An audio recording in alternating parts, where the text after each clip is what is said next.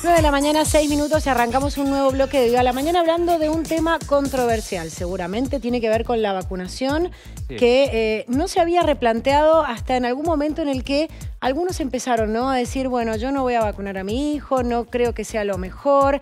Lo cierto es que hay una legislación que protege la salud del niño porque obviamente no tiene capacidad de elegir y hay vacunas que sí o sí se tienen que aplicar porque son de calendario y son obligatorias. En tiempos donde parece que todo es cuestionable y relativo, en donde hay información no oficial que la gente consume, en tiempos en donde las personas cuestionan la autoridad de un Estado para implementar políticas sobre sus ciudadanos y tantas otras cosas, se dio un caso muy particular en donde los padres de una bebé que nació en una clínica de aquí de Mendoza se negaron a vacunarla y ante esa situación el centro asistencial le dio intervención a Leti y la justicia ordenó que se vacune a esa bebé. Vamos a hablar acerca de este tema.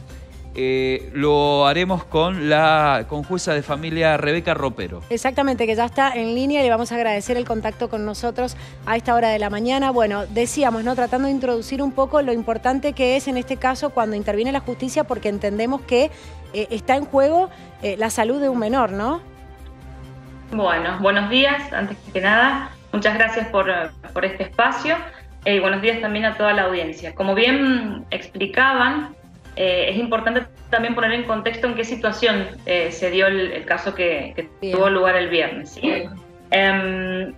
Cuando aparece algún derecho de un niño, una niña, un adolescente vulnerado, ¿sí?, en este caso se entendió que era el derecho a la vida y el derecho a la salud, se pone en marcha un mecanismo, un sistema de protección de derechos que, como se explicó, no solamente involucra a la justicia, sino en este caso también al efector de salud, a Leti, a la asesora de niñas, niños y adolescentes, que es importante también destacar que asumió la representación directa de este bebé, y también, por supuesto, a la justicia tomando la decisión, ¿sí? Se actuó de manera coordinada, se actuó de manera, rápida también, porque no son vacunas que, conforme este calendario, admitan dilaciones colocarlas, ¿sí? Deben ser puestas en las primeras horas de vida. Entonces el caso ingresó al juzgado el día viernes en la mañana y el día viernes en la tarde ya se estaba dictando la resolución, coronando este trabajo coordinado, repito, que va desde la intervención inmediata del asesor letrado de la clínica de Cuyo, hasta, pasando por el ETI, hasta el dictamen de la asesora de niñas, niños y adolescentes, que fue lo que ingresó. El contexto se daba porque estos papás se negaban a la aplicación de las vacunas de la hepatitis B y la BCG, que protege contra la tuberculosis a este bebé recién nacido.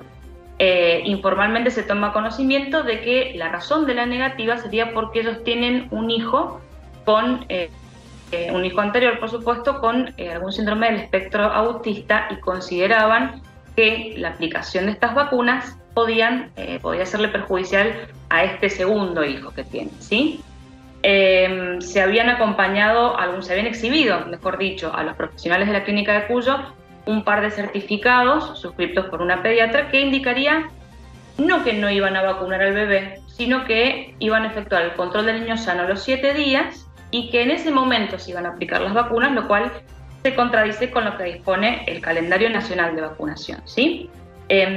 Cuando se recibe el expediente, sí, lo que solicité como una medida urgente y para también tener conocimiento acabado de la situación de este bebé, era a ver si él tenía alguna condición que desaconsejara que le pusieran estas vacunas, porque justamente hay antecedentes anteriores en la jurisprudencia, no solamente en Mendoza, sino también en varias jurisdicciones del país, que han hecho lugar a estas medidas también solicitadas y han ordenado la vacunación compulsiva. Doctora, una vez recibido, sí. Me permito hacerle una pausa, sí, y recalcar un aspecto de esto que usted está diciendo. No estamos ante padres que sean antivacunas o que tengan algún tipo de argumento dogmático, sino que tenían una razón que a su entender era de peso y que tenía que ver con otro de sus pequeños hijos. Eso es importante a destacar, ¿no? Estamos ante un caso de padres que lo hacían con un argumento que también tenía que ver con velar por la salud de su pequeño según su criterio e información. Y además avalado por una médica pediatra, ¿no? Que seguramente habrá asesorado en alguna forma o en alguna medida para que ellos pensaran que era lo mejor para su bebé. Exacto. Como les decía, esta historia clínica surge que los médicos de la clínica de Cuyo les explicaron a estos papás los alcances de la Ley Nacional de Vacunación, cuáles son las consecuencias que se prevén por la falta de cumplimiento de estas disposiciones, y ellos inclusive les dijeron, es política de la clínica de Cuyo que se cumpla con esta ley. Si ustedes consideran que no están de acuerdo, pueden ir a otro centro asistencial, pero mientras el bebé permanezca aquí se tiene que aplicar la ley, ¿sí? Quiero destacar justamente que, y por eso fue este pedido de informes médicos que hice antes de tomar la decisión. No, como bien decían recién, no hubo una posición dogmática abierta, sino este certificado que no constaba que hubiese sido puesto tampoco en conocimiento de las autoridades de la clínica de Cuyo. Estaba fechado una semana antes del nacimiento.